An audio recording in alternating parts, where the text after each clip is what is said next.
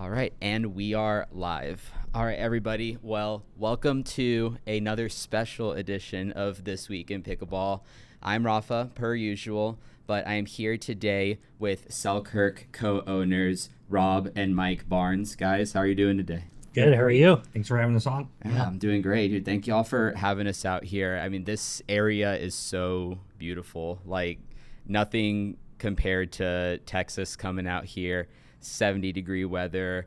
Played some pickleball yesterday outside. That was special. I really enjoyed it. But yeah, no. So thank you guys for having myself out here. We've got a couple of the other reviewer guys out here per usual. But gentlemen, let's go ahead. I wanted to talk with you guys a little bit more today, just about the brand of Selkirk, right? What I wanted to start off with talking about, I mentioned you two are brothers. You also have your other brother involved with the business. You were mentioning to us yesterday that your father was super instrumental in when you guys officially started, over 10 years ago. What is it like being in business with your family? What does that mean for the both of you?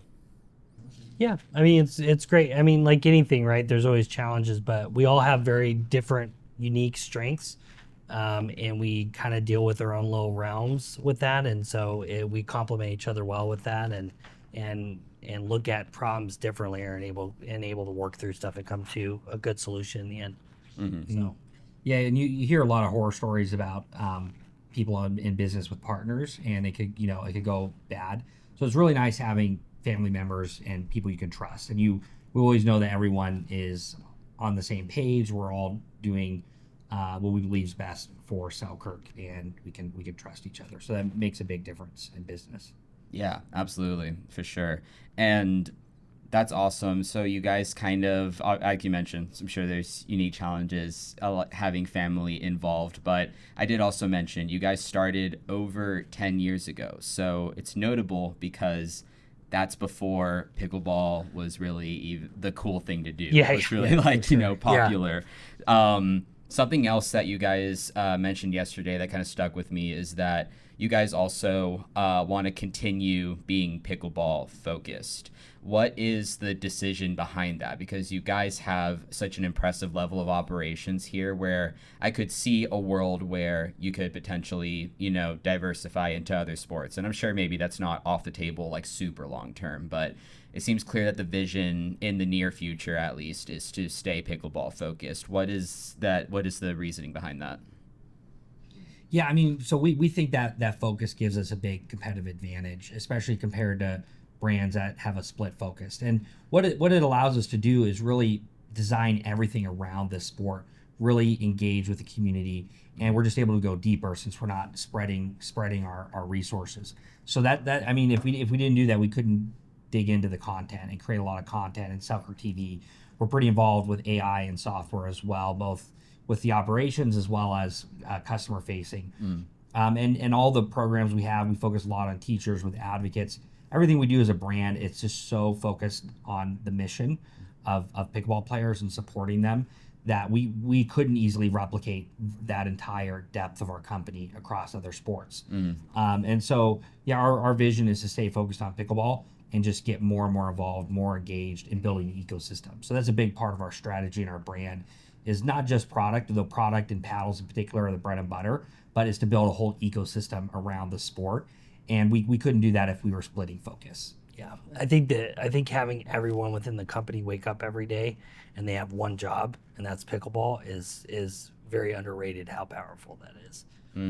Gotcha. Yeah. No, I definitely can see that because we've seen the results from companies that aren't fully focused in pickleball or don't necessarily use the full depth of resources to fully go all in, and I think it's that's pretty reflective of how successful they are in the space. So can definitely see that being a good recipe for success. And so thinking about your guys' operations as a whole, I'm really curious. So you guys mentioned you are working on establishing headquarters in Malaysia. You're also working on HQing in Estonia in Europe. So I'm really curious because there's sort of, first of all, I think there is a lot of people that still don't know how popular the sport is getting in East Asia, especially. So given what I know, that makes a ton of sense to me. But talk me through why Estonia made good sense for you guys to HQ in, and tell me a little bit about, what you guys see in terms of the potential in Europe. Because in Europe, I feel like we're fed the idea that it's like padel is the thing there. Nobody really cares about pickleball, but you guys see it differently. Why? Yeah, so we established in Estonia because as a country and the way its culture is set up, really resonates with our brand and our company and how we like to do things. So Estonia, they're a smaller country, not as well known in a lot of cases. A lot of big companies don't necessarily set up there because they are smaller, but they're also known as being kind of the Silicon Valley of Europe. And so they have really strong tech savvy talent. They're very business friendly. Their entire government is essentially online and digital. Yeah. And so it's just, it made a lot of sense for us as a brand to establish there as our European headquarters. And although we definitely believe that there's a bigger opportunity in Southeast Asia and Asia in general, we still think there's an opportunity in Europe, partly because people are neglecting it and other brands are neglecting it. Right. And just as pickleball has exploded in the U.S., padel has been going through similar growth curves in Europe. And what we're starting to see in the U.S. is some of the newer facilities are dual purpose. They are focused on pickleball, but they may also have one or two padel courts. We think there's going to be something similar in Europe where these padel facilities are going to start offering pickleball as an option. And we're just big believers in the sport of pickleball, and we know that as it gets more available and there's more infrastructure, that people will love the sport. They'll become obsessed. They'll want to play more. And so we think it's going to start growing even more so in Europe, and it's much less expensive infrastructure compared to padel. So as people start adopting it and as it starts growing, there's a bigger opportunity for it to grow. Also, pickleball has a larger, you could call it a TAM, a total addressable market, in terms of the number of players that can play pickleball versus can play padel, just because pickleball is an easier sport, even though it's still challenging. It is easier for a larger swath of players to get into it. So we still think there's an opportunity in Europe, and we want to work on that. But we're really excited about Asia. Asia, in particular, Malaysia and Vietnam are two of the fastest growing countries for pickleball right now. Yeah. And so we're starting a headquarters in Malaysia, and the strategy behind that goes along with how we do things in our company in general, which is building from first principles. And so what we don't want to do is just take the easy route and just sign distributors. We actually want to build a presence there with our Selkirk employees, boots on the ground, locals that are running sales, operations, marketing, and customer service and whatever else. So it's a little bit more work. It's more difficult. It's also a little bit hard on the U.S. side because you have to give up control. You can't try to manage things from the U.S. With U.S. people. You really have to give more control to locals, boots on the ground, who understand the culture and can just do a better job in their local area. Yeah. And so it's challenging, but if we can pull it off, we'll have a much better operation. We'll be more embedded in the community there, and we'll be able to grow pickleball locally. Gotcha. So this isn't just like a remote distribution center. This is a full scale operational. We're gonna have boots on the ground. Yeah. Okay. Yeah, that's a lot of work. Why right now decide to act on that? How long have you guys been sort of planning on these moves? Yeah, we've been planning it for a while. Estonia is actually fully established. It was earlier. I think was it January, February.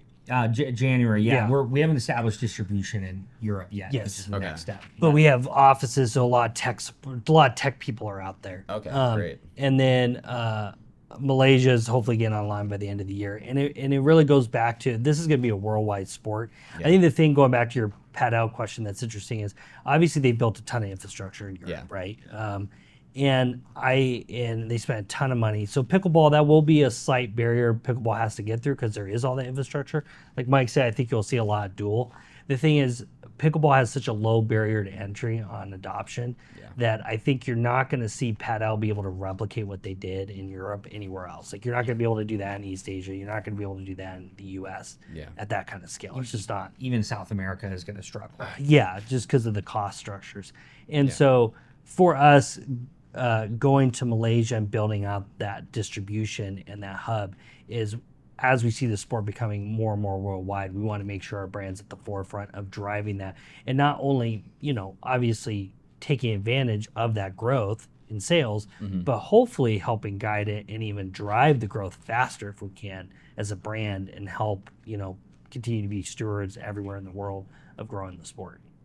Gotcha.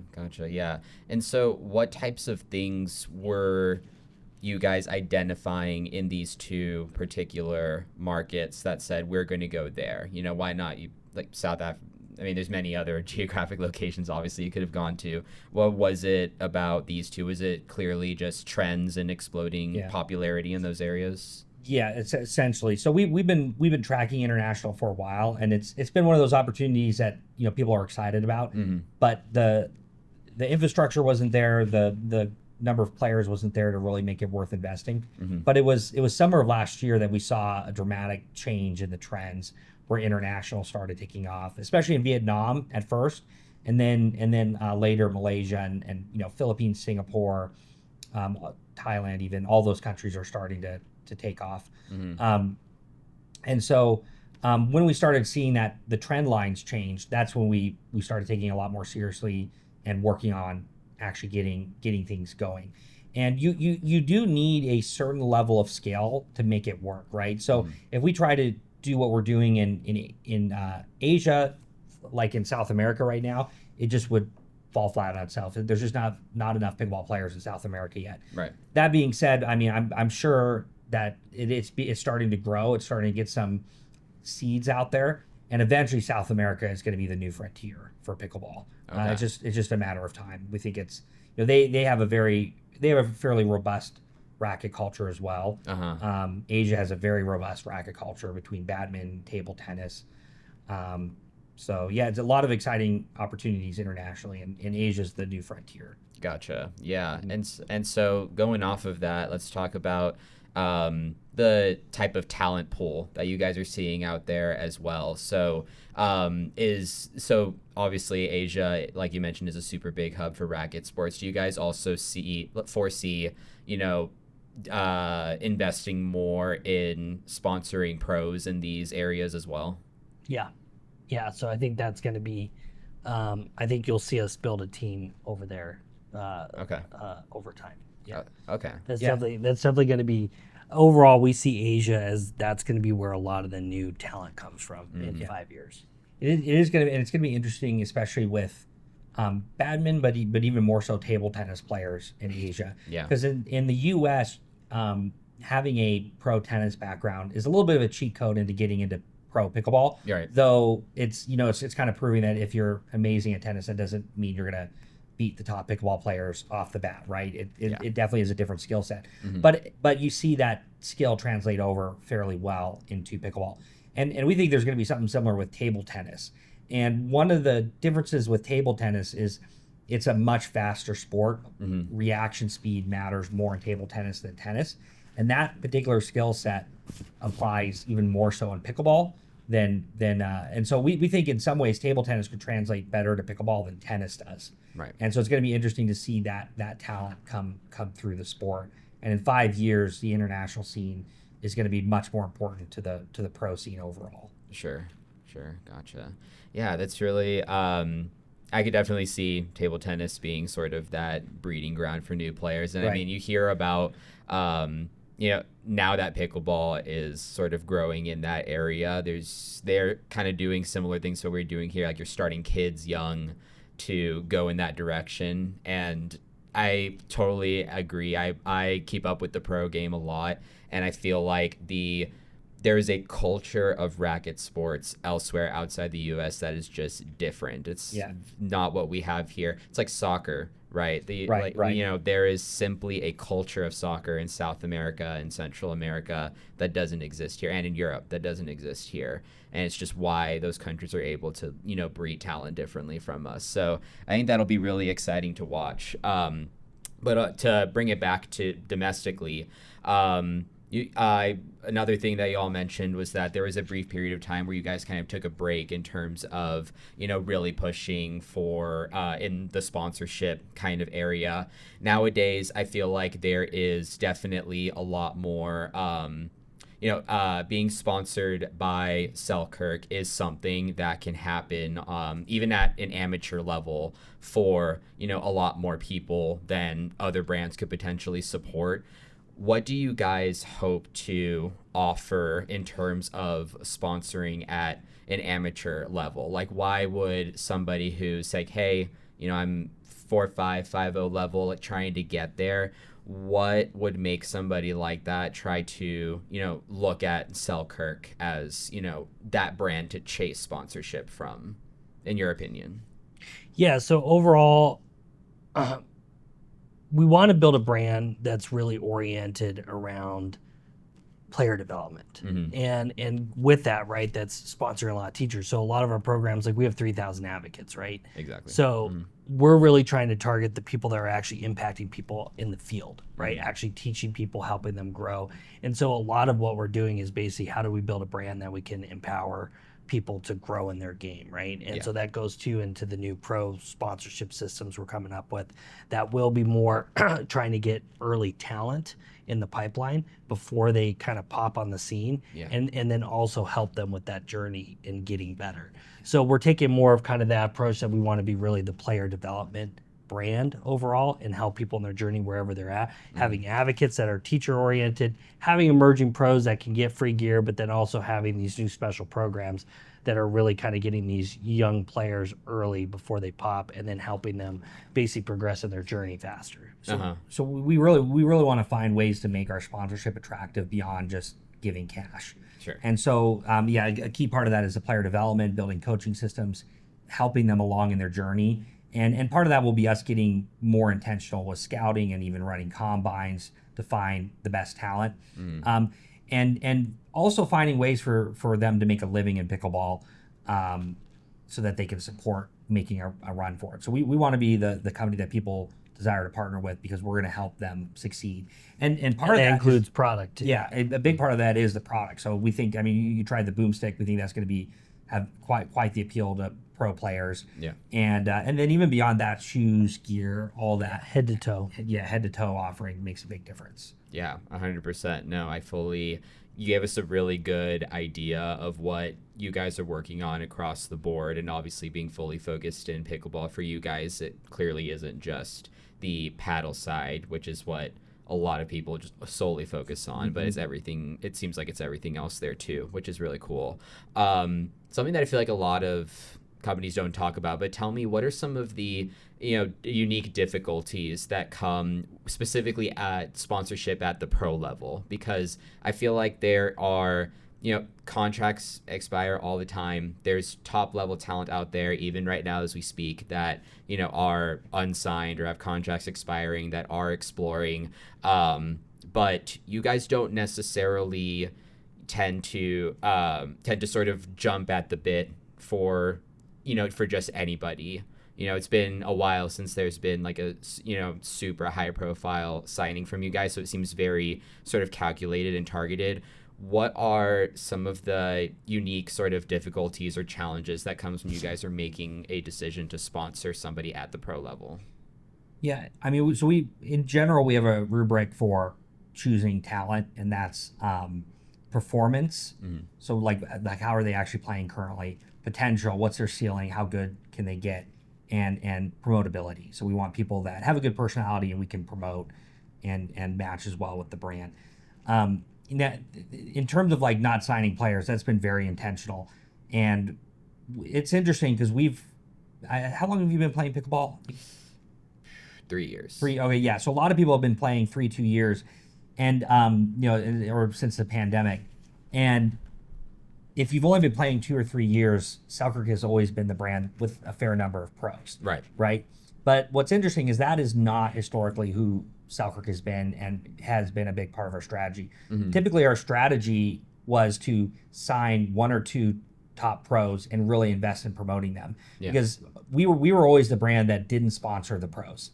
We instead focused on product and advocates and boots on the ground, and it actually annoyed our competitors to no end. They didn't understand, because their whole strategy was, I'm just going to sign as many pros as I can, Right. and that's all they spent their money on. Whereas we were like, no, we're just going to sign 1, but we're going to take the Nike approach, which is if we spend $1 on a pro, we're going to spend $2-3 on promoting them. And at that time, most tournaments weren't live streamed. It was just maybe 2 or 3 a year. And so it's like, why are we paying so much for pros when the only visibility they're getting is for the people that are at the event? Yeah, the ROI is not there. Yeah, so we were that's where we invested in social media and video content. We really geared up our marketing engine. We spent money on that instead of on pro players.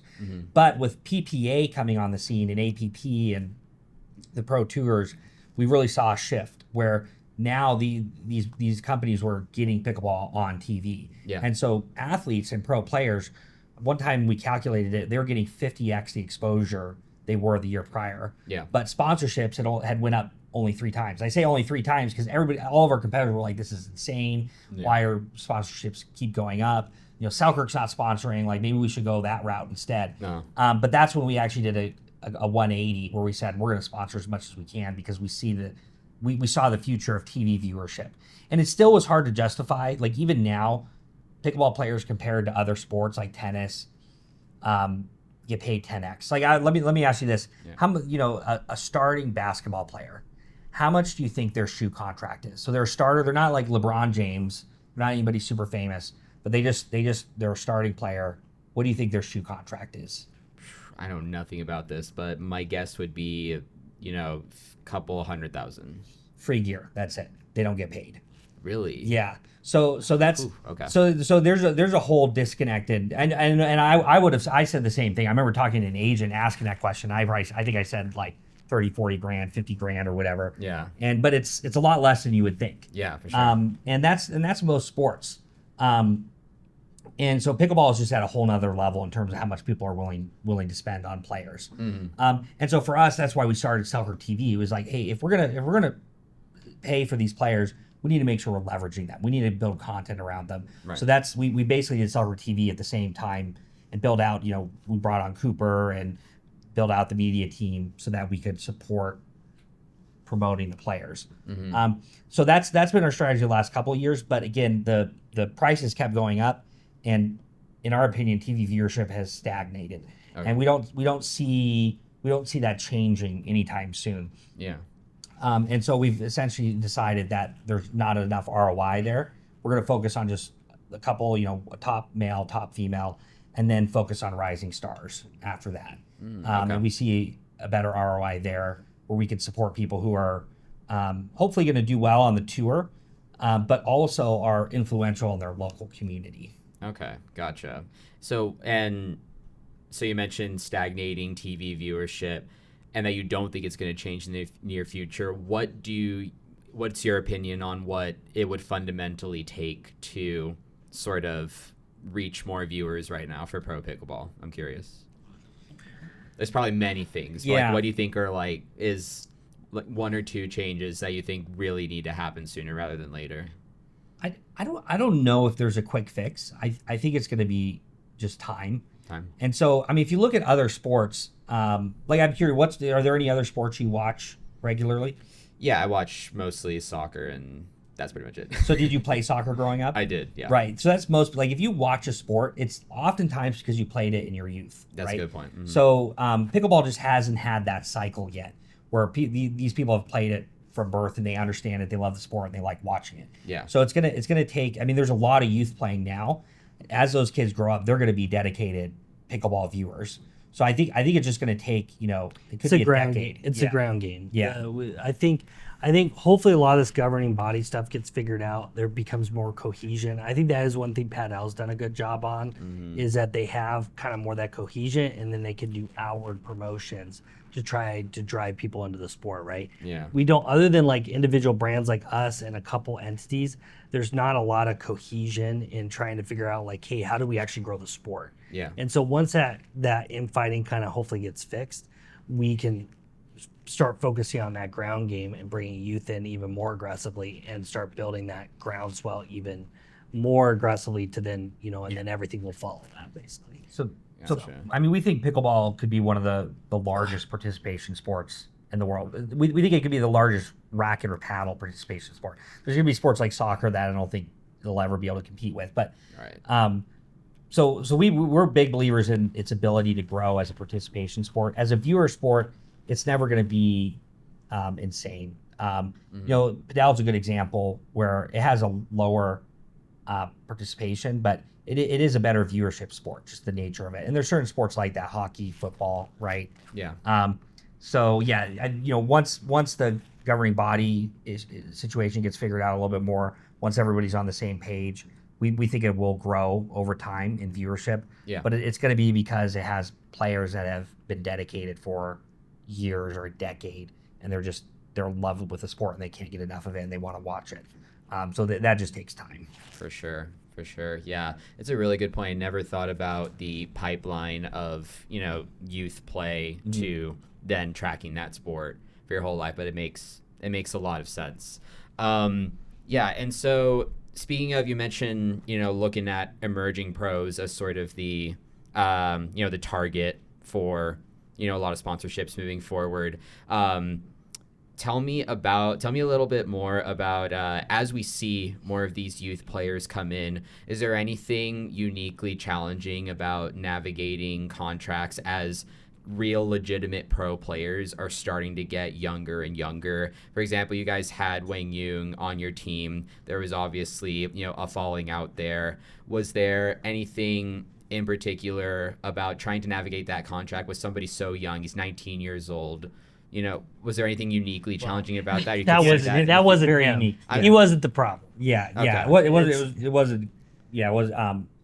But so It's people advising him, and you could probably figure out who that is. Right. That's exactly my point, right? Yeah. So like talking to the teams around these kids, because the kids aren't the ones that are obviously doing the talking. So is it really just like trying to navigate the relationship with I mean, the people what's around funny them? is this is kind of a problem as old as time. Like you deal with this in every sport. There's just always you're dealing with personalities. I will say though, pickleball is probably that's the most unprofessional in terms of the way people treat contracts. Yes. Every other sport, a contract is a contract. In pickleball, it's a little bit of the Wild West, and I can't tell you how many times people have come to us and said, "Hey guys, I decided I want to walk away from my contract." It's like, do you know what a contract is? It's like, and then they'll even come in. It's like, well, I have freedom of speech, and so I can walk away from it. It's like, well, you kind of signed that away when you agreed for it to take money from us. But so and with the particular issue with Guangdong, I mean, we were giving him prototypes to test, and they were taking those prototypes and selling them to the highest bidder. So that's like, which is technically illegal, actually. Yeah, so 'cause very it's under NDA. So we it was never an issue of like he left his contract and we were upset. It was doing very, very egregious things while under contract with multiple warnings, signing multiple NDAs. It was pretty serious and egregious. Well, and obviously we saw what happened recently with UPA, which we all kind of chuckled a little. Yeah, for sure. So and you know, it's going to be something where that's going to affect someone's sponsorship long term. Yeah. Eventually, and you know, it's always a tough challenge for us because in some ways, like we've sort of been a driving force in trying to get the sport to act more professional. But there's some challenges with that because people like will threaten us as like, I'm going to go to social media and trash you if you don't do what I want. And so we have to sort of balance of like, well, you know, either we're going to let them bully us around or we're going to, you know, stand by, you know, what was agreed to, and then they'll make stuff up and trash us. So it's always a balance we have to strike. But hopefully we think pickleball will become more professional. Athletes will respect contracts, and just like any other sport, you know, it is what it is. Which I do feel like it's going, and obviously, we right, have a lot of great players. We have a lot of great. That's not always the norm. That's like that case is pretty like I've never seen anything quite like that. Yeah. But you do have, it's kind of it's definitely less respect for contracts. Like even our CMO came in who dealt with a lot of this in other sports. He's like, I've never seen this. He's like, what is it? I don't even have a box for this. Because like people don't do this in other sports. Like this is just this is not how things work. So it's just it's a different mentality, and I think it's an aspect of a growing pains of a sport that's going like this, and everyone's just trying to get whatever they can, right? Which you get, but so I think as things are kind of leveling off, you're going to have that type of mentality level off too, hopefully. Yeah, for sure.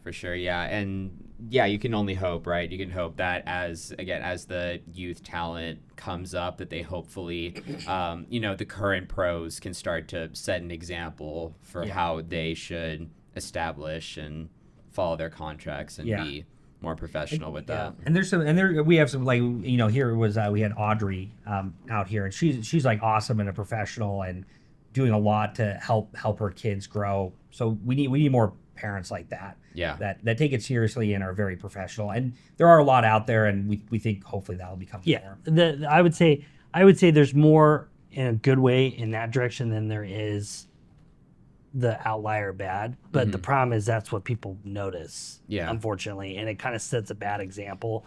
So we just don't want things to go more that way. We want things to go the other direction. It's how it always is. There's always the loud minority, right? That is how it is, unfortunately. But yeah, I want to move on here to our final topic. But we were talking earlier about how regulatory agencies might be a factor that's sort of part of the problem in hindering viewership and kind of the sport in general.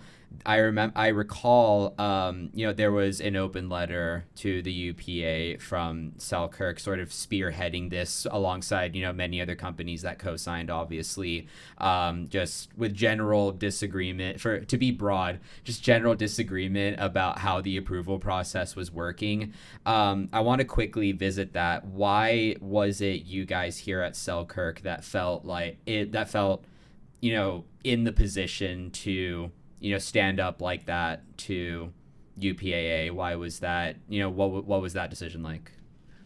I mean, I think for us, so we've very much taken a backseat with a lot of stuff political through our 11 years. Like we don't get involved very much. We want to build product and we want to promote product and grow the sport. Yeah.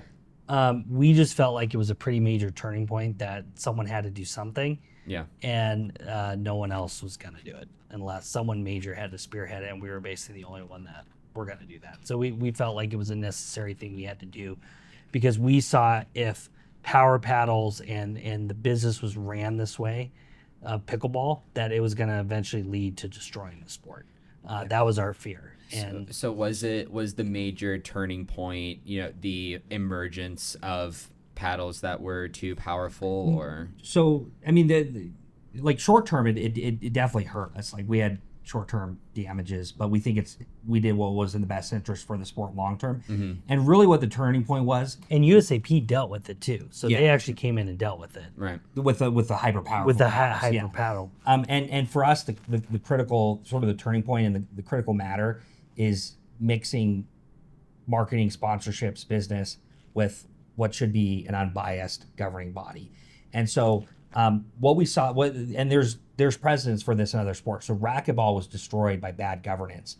And the particular issue in racquetball was the governing body started changing the rules for brands that gave them larger sponsorships. Yeah. And so they said, oh, you want a little bit faster ball? Well, okay, we'll do that for you, but you got a 10 extra sponsorship. Oh, you want to make the width and length requirements a little bit larger. So they kept changing the rules for brands that gave them larger sponsorships. And so it's that kind of mindset and that sort of mixing of biases that has us the most concerned. So we think if you want to, be a governing body, if you want to have any legitimacy, table stakes of that is you need to have the nonprofit status, and you need to have a separate board, separate governance from other entities that are trying to make sponsorship, especially if that's your main business, right? USAP, they run little events, but they're not really a big revenue driver, right? But if you're in the business of getting sponsorships from equipment brands, you can't also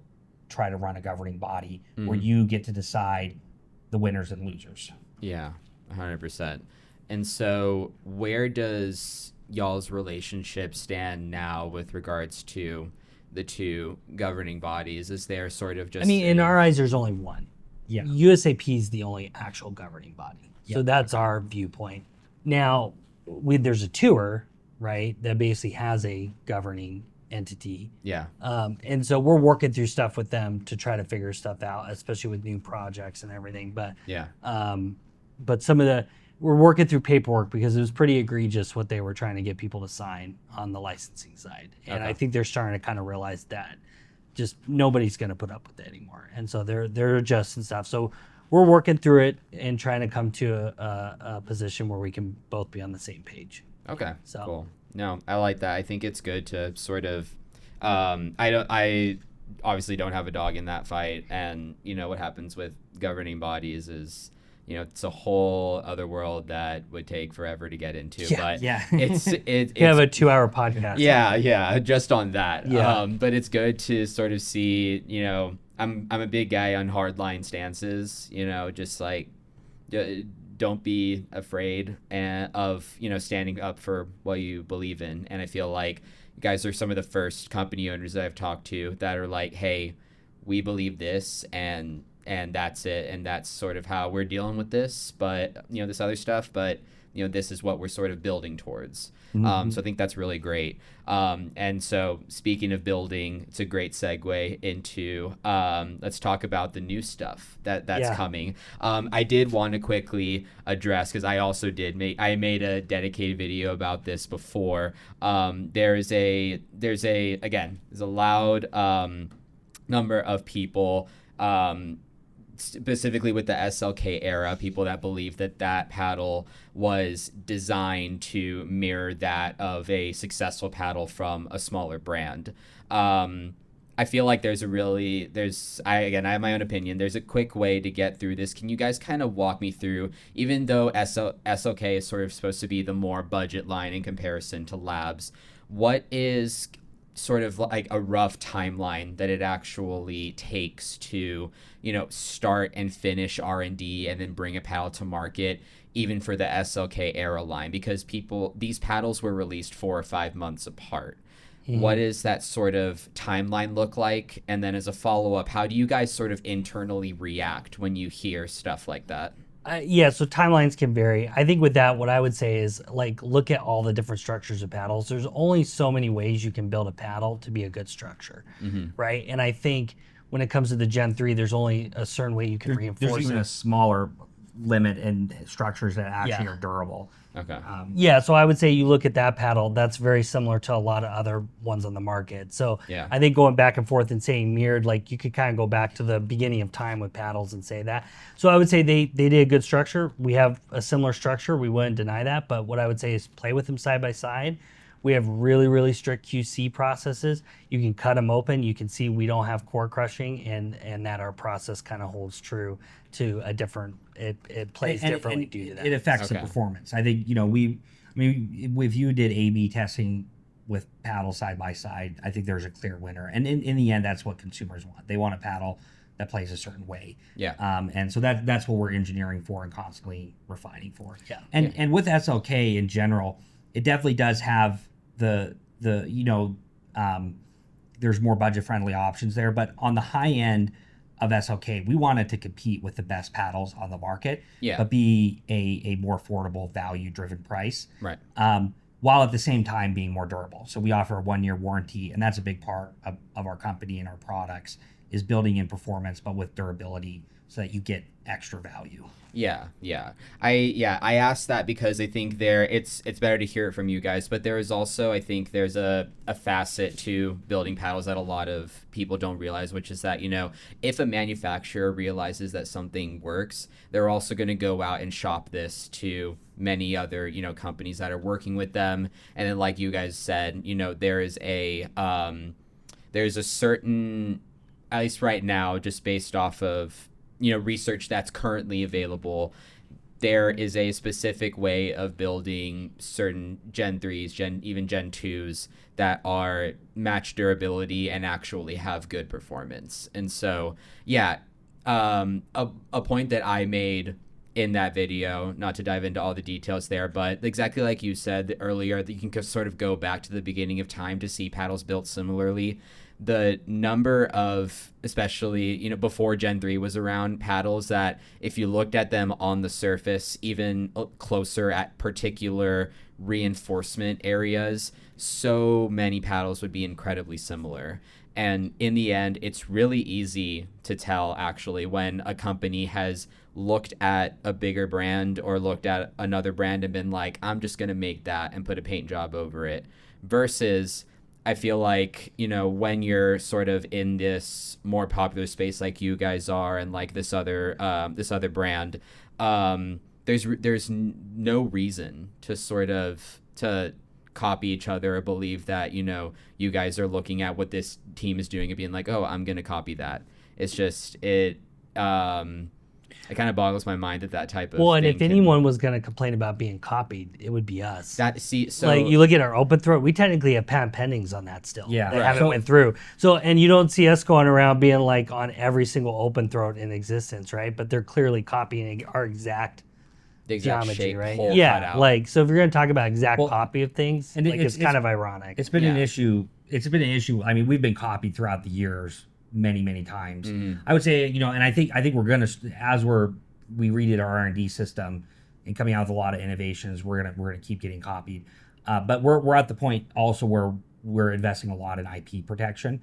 So we're gonna have more protection to make sure that doesn't happen. And that's gonna be a big dynamic change in pickleball in general. If you have an idea, like you need to make sure if it's not patented, it's going to be tough to compete long term. Okay. And is it easier to protect IP given how much of the manufacturing process you guys are able to bring here to the U.S. more than before, or is that also something that you are looking into trying to defend overseas as well? You have to defend it overseas as well, but there's certain things like our InfiniGrit, which actually isn't patented because we want to keep it a trade secret. We don't want to put out anything about, because it's a pretty involved technology. It took us over 1,000 iterations to get to it, and so we think it'd be so difficult for a company to replicate it. We'd rather just keep it as a trade secret. Yeah. And we apply it. It's all done with U.S. materials. It's applied in the U.S. And so that's something that we're not going to give to China because we know the trade secret would get out. Gotcha.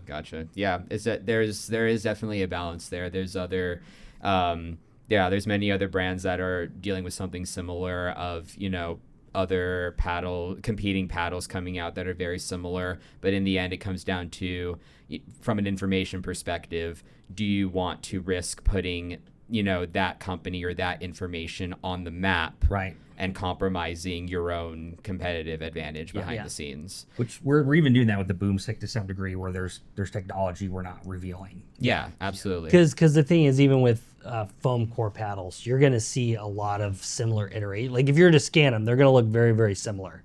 Like just across the board, I can guarantee within the next, you're probably already starting to see it, but you're going to see even more. Like we've been in development for a while on that. Other people have been in development on certain systems. You're going to see systems that look very similar when you scan them, but the question is, how do they play, right? Yeah. Because there's things that we're building in that you're not going to catch on a scan, right? That or is even going to cutting it open, or even cutting it open. That is going to change how it plays, and at the end of the day, that's kind of where the magic is, right? Yeah. So 1,000%. So speaking about the BOOMSTIK playability, so the BOOMSTIK is the first in sort of what you guys are hoping to do in terms of segmenting your sort of consumer population into people who want control, all court, and then power paddles, which the BOOMSTIK very clearly lies into the power side. Let's talk about that a little bit more. The BOOMSTIK itself, what sort of playing characteristics do you think that customers will see on paper and hopefully feel on the court that make it so good, that make it, one of the, I'm sure you guys would hope it becomes one of the most popular power paddles on the market. What do you think are the things that people will see on paper and feel on the court that will make them believe that? Yeah, so I think it's the goal was to build. We're kind of going back to the edit to amplify, right, is we're wanting to really simplify our product line. So I have an ultimate power, ultimate all court, ultimate control, right, with the Lux. And then, so with the BOOMSTIK, the question was, what is ultimate power, right? Yeah. And to us, that wasn't just something that just was an absolute cannon, right? I mean, you hit with it. It's very powerful. Yeah, it but is. it needed to be usable power, right? Yeah. It needed to have a large sweet spot. It needed to have a durable surface, a fin grip, be able to spin, right? Yeah. So you could actually utilize that power and actually use it on the court. Mm-hmm. And so the goal was to have a product that could perform at literally the highest level with pros, but then also 4.0 could pick it up and actually improve their game and be usable.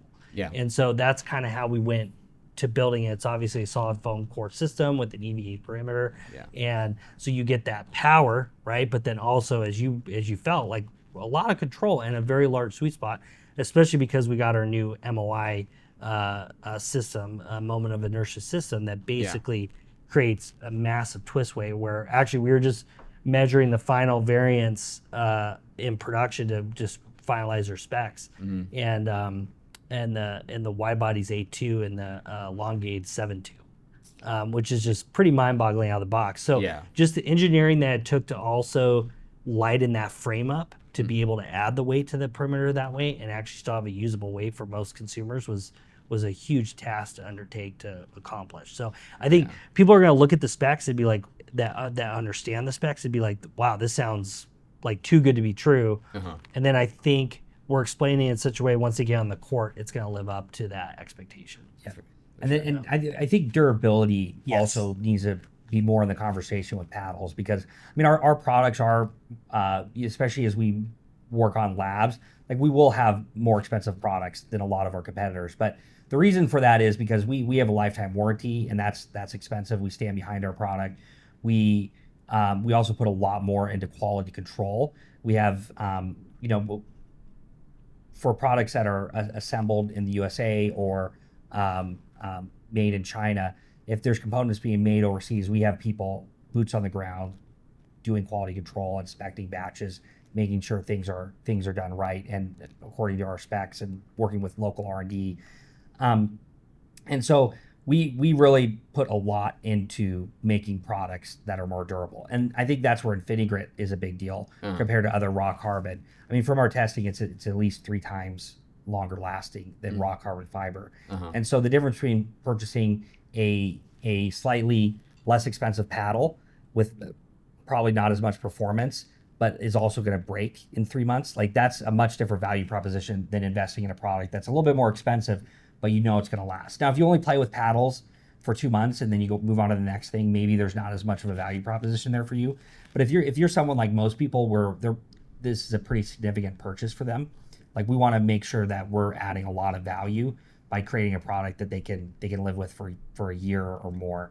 And they don't have to constantly switch out because it's breaking. And really, that was another thing from a spec standpoint. We really want to go home to Mike's point is with the core, the boom core, is that durability aspect, right? Because that was what we didn't want to participate in last year, was building a product that basically to perform had to break. And we really wanted to avoid that and build something that you could basically play on day 1. It's going to play the same on day 100. And that was a huge part of the mission with that paddle, was to build a high performance paddle that didn't degrade quickly over time. Gotcha. And so what kind of, obviously you guys aren't going to reveal too much in terms of physical, composition of what's inside the paddle, but with the design being, we've got the solid foam block and then we have the foam channel on the outsides. Just what types of, modifications do you guys mess around with from an R&D perspective? Because we've seen solid or majority solid foam core paddles like 008, for example, extremely control oriented. What types of things do you guys have to mess around with to not only produce power from a similar-ish looking structure, but then also what type of testing do you guys do, and why do you believe in it so much behind the scenes to put your name behind the durability? Yeah. There's with foam core paddles and paddles in general, there's a lot of levers you can pull.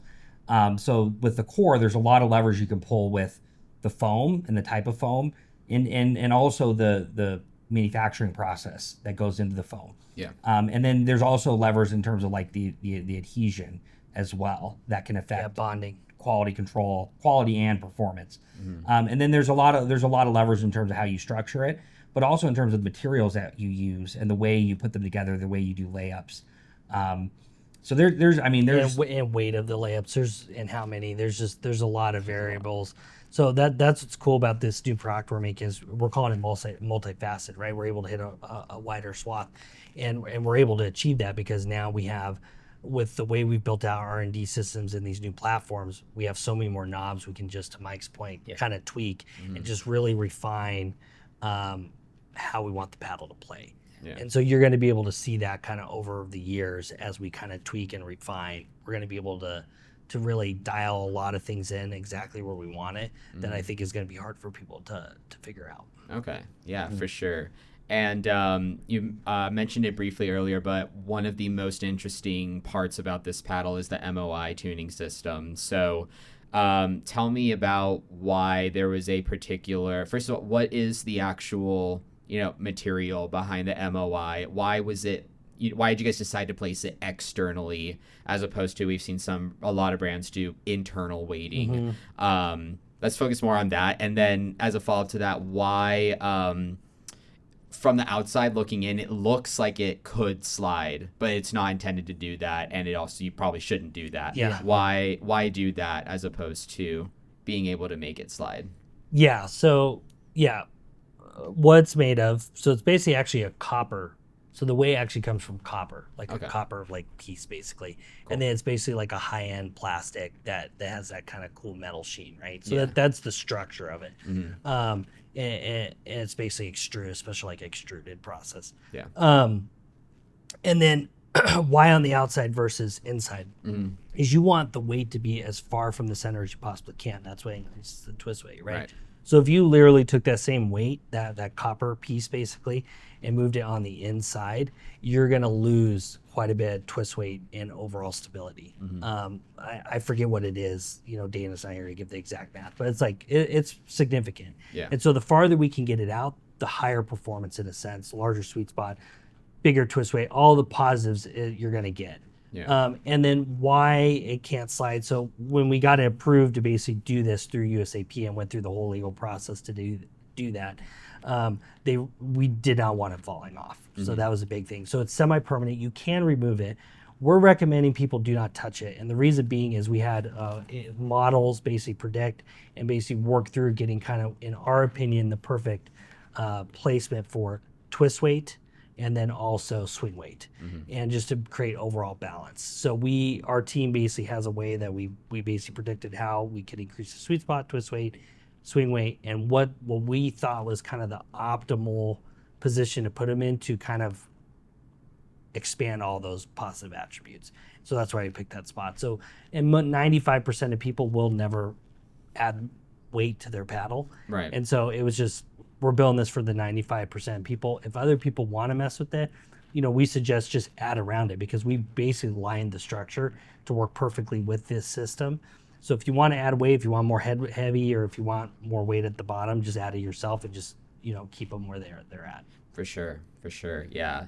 Definitely the positioning of the weights seemed very close to or centered around, where you're naturally meant to hit the ball. So clearly there was a lot of research done into where it would feel most natural to put those. So final thing I want to touch on in terms of just its construction overall, we talk about Infinigrit being potentially 3 times as durable as just regular, peel ply texture. And then obviously there's the 1-year warranty behind the Boom core. Actually, it's a limited lifetime. Limited lifetime. Oh, sorry, limited lifetime. Yeah, air is 1 year. Yeah. Yeah, the air is 1 year. This limited lifetime, right? So clearly these are bold sort of, again, stances to take on the product side. What types of tests behind the scenes do you think make you guys feel so confident and gave you guys these types of results that you're willing to stand behind like this? Yeah, great question. So you saw the Canon, the different Canons. So what we're able to do is we've ran these on tons of these on a Canon basically to test overall durability. So we messed with the layup, making sure the layup, because as you do layups, you can find ways that it could crack if you don't lay it properly. So we basically found the perfect layup that gave the performance we want. We durability tested with the combo of the core and the resin systems we're using.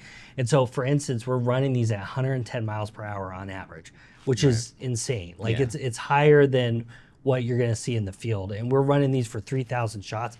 We have not been able to get one to fail on this cannon so far. And we've tested a ton of them. And so, not to say you're going to get some outliers, right? Like we're dealing with composites. You're never going to do it perfectly. But based off of all our tests, we basically built a system that's not going to fail. We haven't been able to get it to fail. And so compared to like a standard Gen 3 with polypropylene, you know, you run it at 110, you're going to obliterate it, usually within 1,000 hits. And a lot of times it's earlier. Not always, but most of the time, if it was not done just right, you're going to have an issue. And so because we've ran all those tests continually, and we have our lab, and we're not only running those tests, but then we're also have all the machinery to test if we broke it, right? We can run it through our scanner, we can run it through our PB core lab cannon and make sure that we're still staying in spec. So because we have those tools to be able to test same day, we can run a lot of these through that system to make sure we're able to keep a high efficacy across the line overall. Sure. Yeah, 100%. Yeah, we saw, you mentioned, I saw the cannon. We saw a lot of that behind the scenes. I might put some B-roll up of that because it was really impressive to sort of watch. It also kind of surprised me how this is outside Boom Corp, but like in general, there is a large sort of manual assembly component to a lot of these things, and it takes time to a significant amount of time to build each one, especially if you compare it to, you know, your carbon copy polypropylene style paddles that are out there. So that covers a lot of what I want to discuss. So I think people will be excited to hear these things. Let's when it comes to the decision of the shapes with the paddle, you've decided to simplify even further, not just having, you know, your SKUs that are for each type of power level, but you've also decided to purely go elongated and wide body. For the hybrid paddle snobs out there, why was there a decision to not do a hybrid shape? Yeah, so we basically we talked about this yesterday, is we really wanted to go through and edit to amplify. So we felt, for one, couple things is we had unique shape names, right? Invicta, S2, Epic, which are just not very descriptive. You kind of have to figure out what that means. And so we wanted to move to descriptive names, elongated, wide body. Why we didn't choose a hybrid was we felt these two shapes encompass most playing styles. So if you're a hybrid user, I understand you really like a hybrid paddle, but we would suggest you try the wide body. And I think you'll be, especially with the foam system we have, I think you'll be kind of impressed and surprised.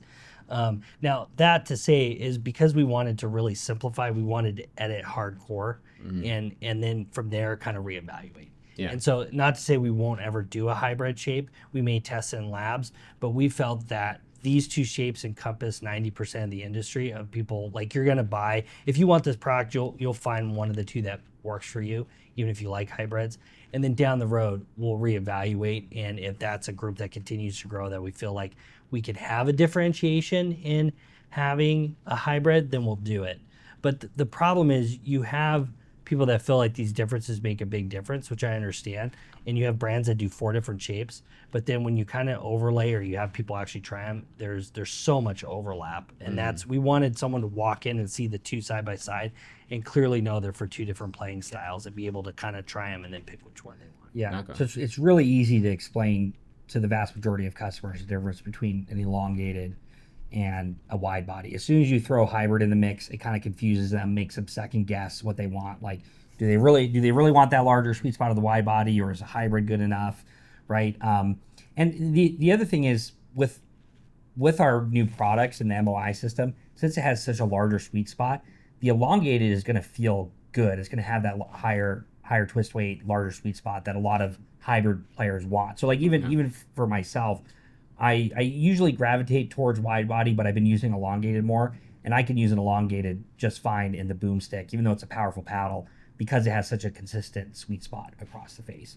So we think you're kind of already getting a lot of those benefits that people gravitated towards hybrids for. Yeah, for sure. Yeah, and the decision makes sense because in the end, hybrid can mean so many different things. That's true. Yeah. Right. Sort of reviewer community kind of coined the term hybrid in the first place, but it's right now the definition is so loose that it can be easy to fall into creating multiple paddles that are technically all hybrids, and so then that kind of that's why we dealt with that because we used it as a play style, right? All court. That's what it used to mean 3 years ago. Yeah. And then now like all court is kind of the new term. Yeah. So we're kind of leaning into all court so we could just lessen confusion. But that was the thing, we've used the term hybrid for play style. So like if we threw a hybrid shape and then we're moving all court, it adds so much confusion. So we're hoping if we're using the term all court, everyone's using we'll kind of flush out where that's what that term means, and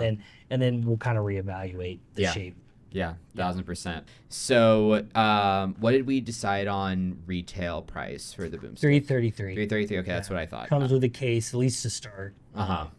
Right. Oh, right. Because there's going to be like a limited edition. Well, yeah, you'll have a limited edition case. Will be online, and then also some of the models in wholesale channels will have our red case. It's like $30. Yes.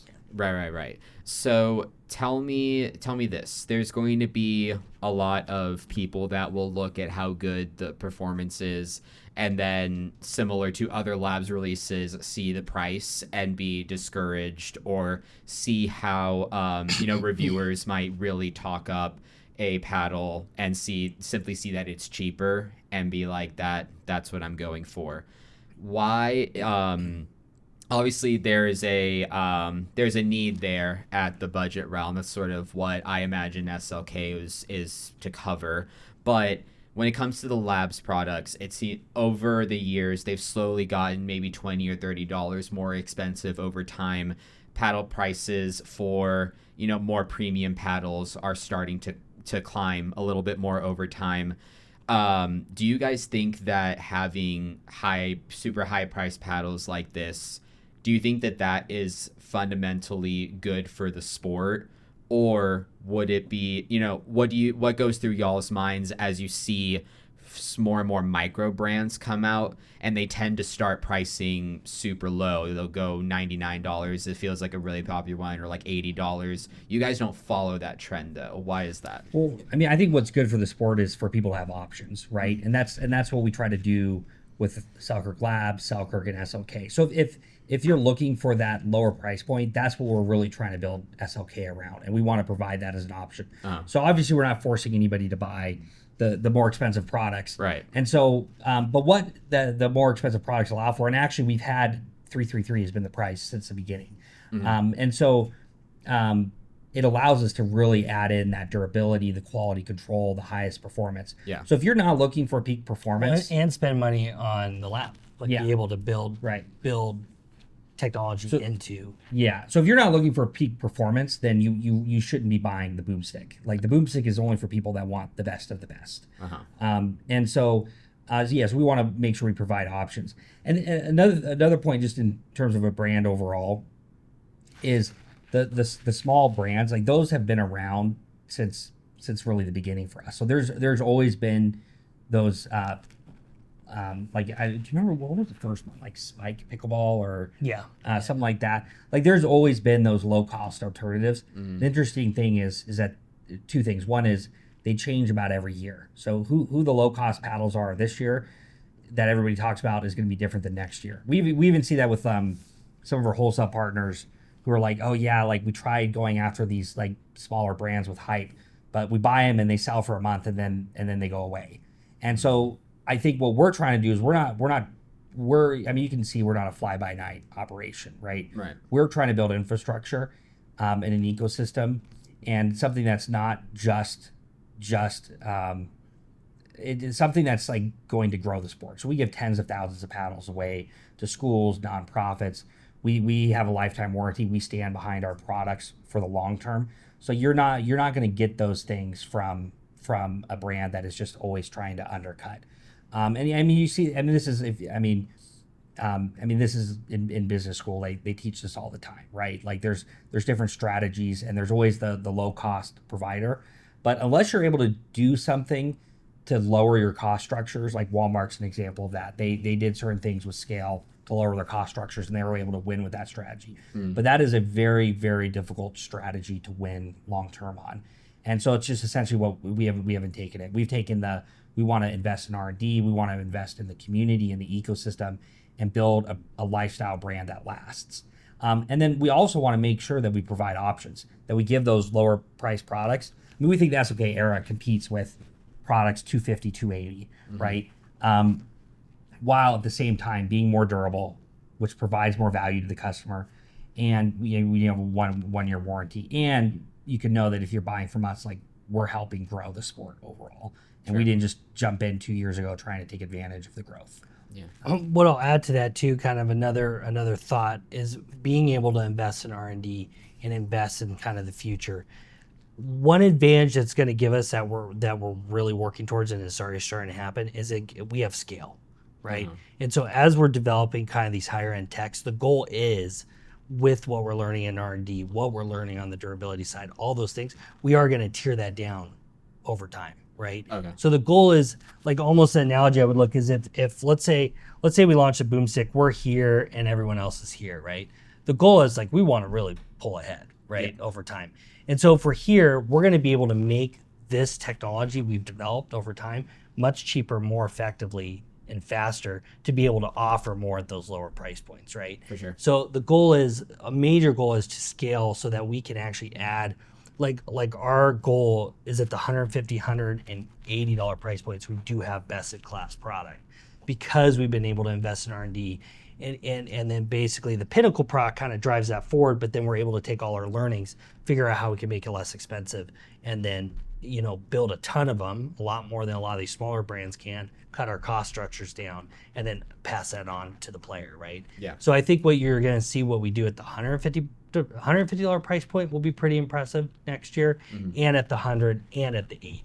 Okay. So the goal is, like, we really, because we hear that, like, not everybody's going to want this, right? Totally get it. I'm that way with other things, right? Yeah. But there's a hardcore group that does want to be a part of this journey, and that's going to help drive where, like, we really want to build an amazing 150, amazing 100, and amazing $80 paddle, so that anyone could recommend those to be like, yeah, you're not going to go wrong if you go that way, and the brand's going to back you up if you have a problem. Yeah. And you kind of see that with the Era. We believe it's a best in class paddle at the $200 price point. Yeah, for sure. Yeah. So the goal is to do that at every price point. At every price point. Okay. Yeah. Yeah. Hopefully that answers the question. That's kind of a broad. No, yeah. no, it does. It does. Yeah. It's always, because, like I said, there's always going to be the people that will look at, the price as a major factor and see a lot of positive things that I definitely say and many others say about paddles that are priced at a super budget alternative. But what I wanted to flesh out was what it seems like the philosophy is, which is, you guys are diversifying at different price levels first and foremost, but also at this price point, it's priced high because you are intending for the consumer to fundamentally pay for something that they cannot get at the lower price Exactly. Yeah, exactly. Yeah. Yeah, which makes a ton of sense to me. All right, guys. Well, I'm going to go ahead. I'll close this up before Bryn gets upset at me. But yeah, I appreciate your time again. Thank you guys so much for having me out here. For everybody watching, make sure you like and subscribe to see the full BOOMSTIK review that'll come out shortly, probably a week after I drop this. And everybody take care. Have a good one. Yeah, thank you. Peace. Thanks, man.